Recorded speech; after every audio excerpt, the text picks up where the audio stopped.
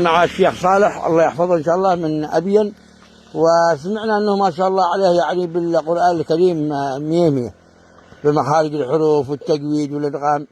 شرح للمتابعين يا عم صالح، شرح. تعال يا عيال، اسمعوا. أولا التجويد زينة القرآن. التجويد لغة هو التحسين. التحسين جوز الشيء حسنه. في حديث النبي صلى الله عليه وسلم يقول فيه زينوا القرآن بأصواتكم، ولا يمكن لقارئ القرآن أن يزين القرآن إلا إذا عرف التجويد.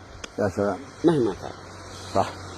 لا بد يعرف مخارج الحروف، ويعرف صفات الحروف، ويعرف الإظهار والإدغام والإخفاء والإقلاب والقلقلة واستعلاء الحروف واستفالها والجهر فيها والهمس والمخارج. إجمالا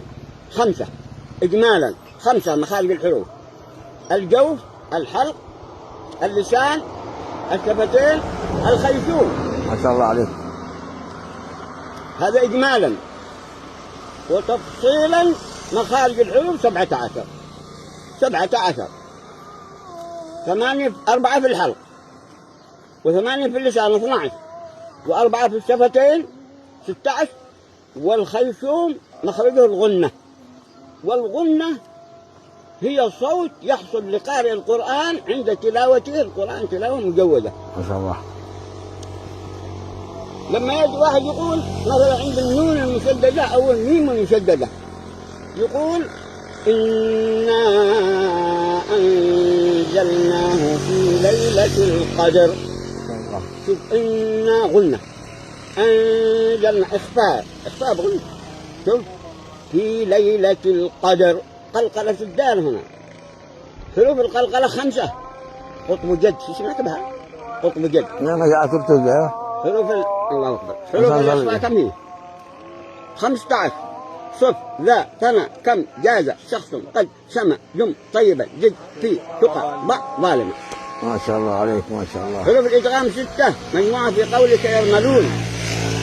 حروف الإظهار 6: الهمزة والهاء والعين والحاء والغين والخاء. أخي هاك علما حاجه غير خاسري.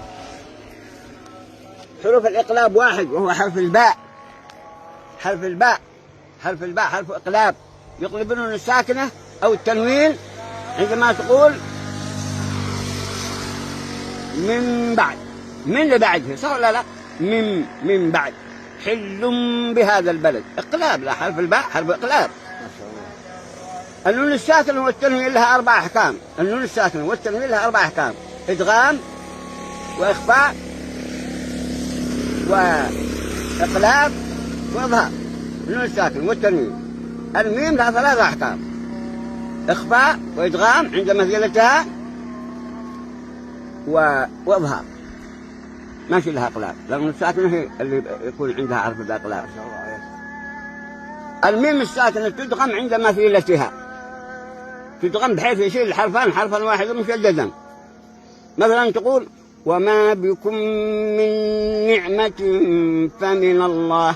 وما بكم من نعمة، احنا عندنا بكم من ميمين ومن نعمة نونين، إذا أدخمت الميم بالميم والنون بالنون.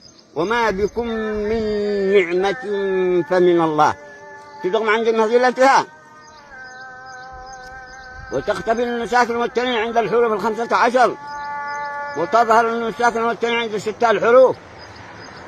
شوف، وتقلب النون الساكنة والتنوين عند الباء. وهذا علم طويل ولا يمكن أن يستوعبه الإنسان إلا بالتطبيق مع التلاوة.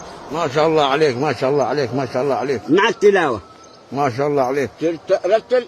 عما يتساءلون. غنة.